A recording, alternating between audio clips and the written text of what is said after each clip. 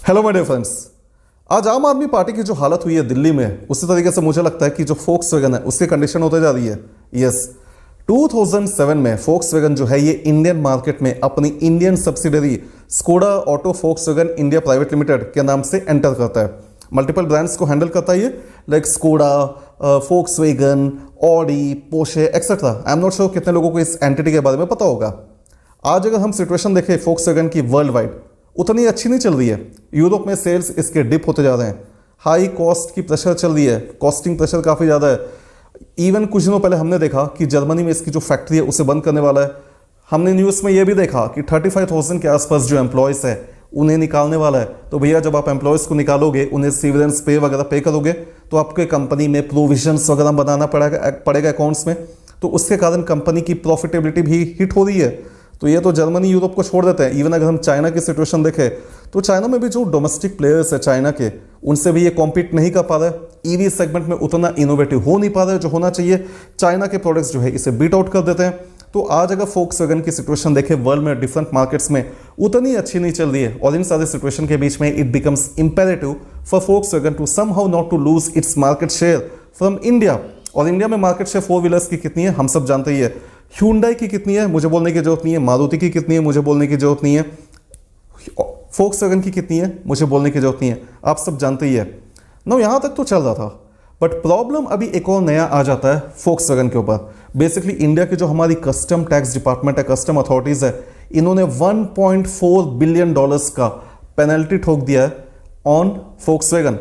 Basically custom department का contention ये है, ये कहते हैं कि देखिए स्कोडा जो फोक्सवैगन जो है ये अपने जो प्रोडक्ट्स जब इंपोर्ट करता है तो ये पूरा का पूरा कंप्लीट नॉकडाउन यूनिट्स मतलब पूरी जो पूरी पार्ट होती है कार की, उसको पूरा डिसअसेंबल्ड फॉर्म में एज इट इज इंडिया लेके आया जाता है। बाद में इंडिया में लाके उसे असेंबल कर दिया जाता है। द प्रॉब्लम इज जब आप इस तरीके के CKD यूनिट्स को इंपोर्ट करोगे तो इनके ऊपर जो टैरिफ ड्यूटीज होती है ऑलमोस्ट 35% तक इनके ऊपर कस्टम ड्यूटी लग जाता है। लेकिन ऑन द अदर हैंड अगर आप पार्ट्स इंपोर्ट करके लेके आओगे तो उनके ऊपर जो कस्टम ड्यूटी है ये 5 to 15% के रेंज में रहता है। तो प्रॉब्लम ये हो रहा है, हमारी जो कस्टम डिपार्टमेंट है ये कहती है कि फोक्सवैगन ये कंप्लीट नॉकडाउन यूनिट्स को एज इट इज ये इंपोर्ट करता है इंडिया में, बाद में उसे असेंबल कर देता है, इसे ज़्यादा टैक्स पे करना चाहिए।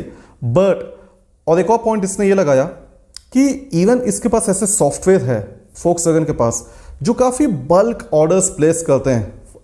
इनके जो हमारे डीलर्स वगैरह होते हैं ये काफ़ी बल्क ऑर्डर्स प्लेस करते हैं, बट इन ऑर्डर्स को इस तरीके से मिक्स कर दिया जाता है कि ये जो पूरे पार्ट्स है ये अलग अलग होकर दिखाया जाता है। जो इनवॉइसेस है ये भी आपको एक कंप्लीट पार्ट्स के नहीं दिखेंगे, कंप्लीट पूरी CKD यूनिट की नहीं दिखेगी, बल्कि जो इनवॉइसेस है ये पूरे अलग अलग पार्ट्स के दिखेंगे इन ए ह्यूज बल्क क्वांटिटी। जैसे कि मान लीजिए 1000 क्वांटिटीज अगर लेके इंपोर्ट करना है तो 1000 के पूरे CKD यूनिट्स के आपको इन्वॉइसेस नहीं दिखेंगे, वो अलग अलग उनके पार्ट्स के दिखेंगे। इस तरीके के इन्वॉइस बना दिया जाता है ताकि जो CKD यूनिट्स के ऊपर लगने वाली ड्यूटी जो है इसे अवॉइड कर दिया जाए। बट फोक्सवैगन कहता है कि भैया हम जो है हमारी ऑलरेडी गवर्नमेंट के साथ प्रॉपर अंडरस्टैंडिंग है, हम गवर्नमेंट को पता है क्या हो रहा है, हम CKD यूनिट्स में नहीं लाते, हम इसे पार्ट्स में लेके आते हैं। और रही बात ये इनवॉइसेस की, तो हम इसमें कोई फेरबदल नहीं कर रहे, बल्कि जो हमें डीलर्स से जो ऑर्डर मिलते हैं हम एज इट इज उसे भेज देते हैं करके। तो ये कंटेंशन है फोक्सवैगन का। अब इसे होने वाला ये है, अभी अगर ये मुद्दा ऑलरेडी $1.4 बिलियन का पेनल्टी लग चुका है, लेकिन अगर फोक्सवैगन जो है इसके अगेंस्ट में ये ऑलरेडी पेटिशन डाल चुका है बॉम्बे हाई कोर्ट में। अगर बॉम्बे हाई कोर्ट में भी मान लीजिए अगर ये मुद्दा चले जाता है अगेंस्ट फोक्सवैगन, तो उस समय आपने ऑलरेडी आपके ऊपर और पेनल्टी लग चुकी है $1.4 बिलियन का। लेकिन इस टैक्स को इवेड करने के चक्कर में आप $1.4 बिलियन तो आपको देना पड़ेगा जो आपने टैक्स को इवेड किया, लेकिन इसके लिए आपको एडिशनल पेनल्टी भी लग जाएगा 100%। तो अगर मान लीजिए इसके अगेंस्ट में ऑर्डर जाता है तो फोक्सवैगन को आज के समय $2.8 बिलियन का पेनल्टी पे करना पड़ेगा इंडिया में, विच इज ह्यूज। तो फोक्सवैगन ये कह रहा है कि हमने ऐसा कुछ किया नहीं है। इसने पिटीशन डाल दिया है बॉम्बे हाई कोर्ट में, आई थिंक 17 फरवरी में यहाँ पर सुनवाई वगैरह होनी बाकी है। एंड द प्रॉब्लम इज अगर इस तरीके के मैटर अगर अगेंस्ट होते हैं, अगर जाते हैं अगेंस्ट फोक्सवैगन, तो फोक्सवैगन कहता है कि अगर ये हमारे अगेंस्ट में गया तो हम जो $1.5 बिलियन इन्वेस्ट करने वाले थे इंडिया में, हम वो भी नहीं कर पाएंगे। हमारी जो ऑपरेशन है वो हिट होगी, हमारी फंडिंग जो है ये हिट होगी, जो इंडिया 2.0 के लिए हम इन्वेस्टमेंट वगैरह करना चाहते थे वो हिट होगा। Well taxation is a huge matter, lot of disputes always. Recently किया के ऊपर भी सिमिलर इश्यूज चल रहे हैं, आई होप आप लोगों ने उसे नोटिस किया होगा। आप लोगों का क्या ओपिनियन है इस पूरे मुद्दे में, मुझे कमेंट्स में टाइप करके बताइए। छोटा सा टॉपिक है, मैं बात करना चाहता था इसमें।